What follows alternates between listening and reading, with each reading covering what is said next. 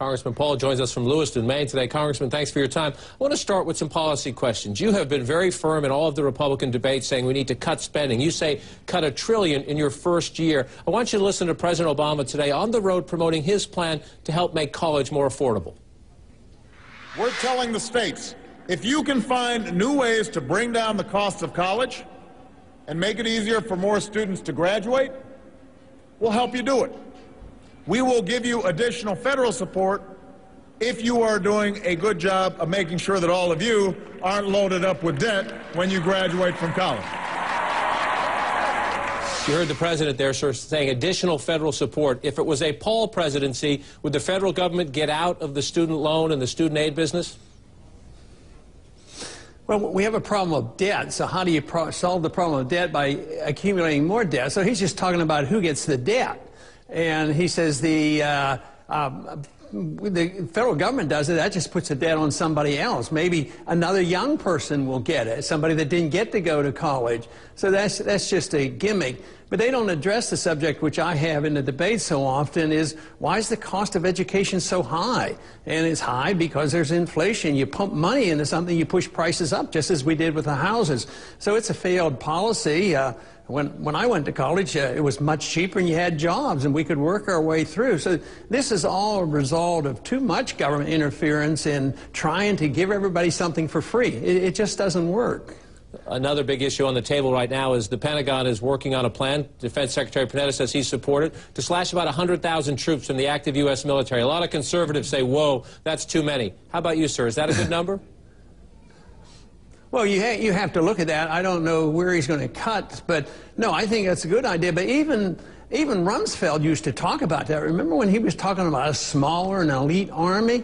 But what you have to have is a small and elite foreign policy. If you're still going to maintain all these bases and pretend you can do all these things and cut out the troops, I think there's a conflict there, and that's why Rumsfeld never get very far, and Panetta won't get very far either. You have to downsize the appetite for running the world and policing the world and doing all this nation building. So it's inconsistent. I don't think he can do it.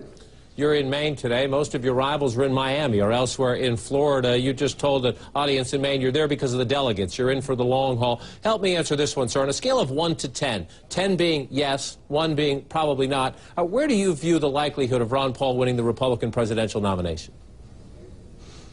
Well, probably about equal to the other candidates in the race. I mean, there were 9 of us, remember?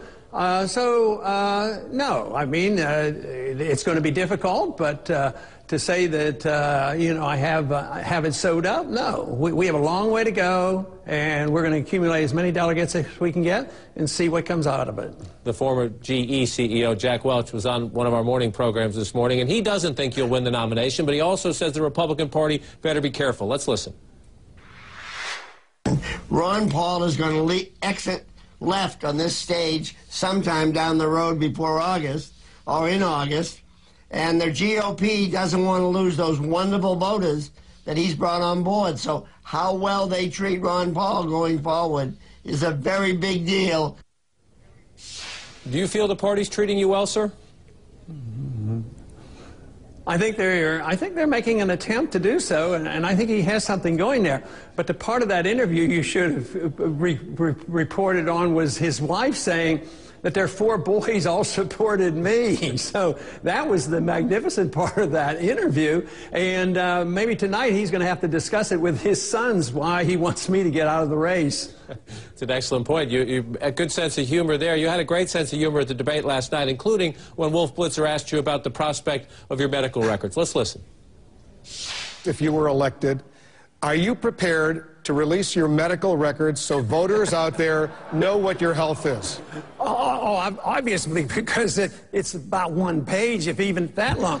But I'm willing to challenge any of these gentlemen up here to a 25-mile bike ride any time of the day in the heat of Texas.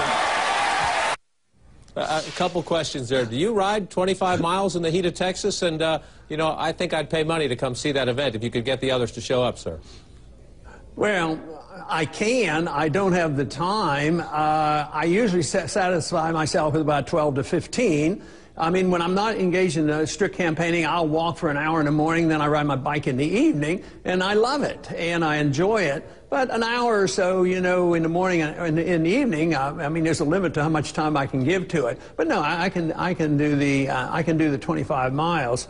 But I've been thinking about bringing up my medical records, and I don't know where to go. I don't know who has my medical records. They're all in my head. I can't go to a physician and say, hey, print out my medical records, because, you know, we have a lot of physicians in the family, and I don't take any medications, and so therefore I don't have a medical record. So my reflective attitude was, I don't even know if it'll fill a page. I guess I could put down a page down, you know, and I had a surgery here or two to fix some knees, but other than that, I don't have any medical problems.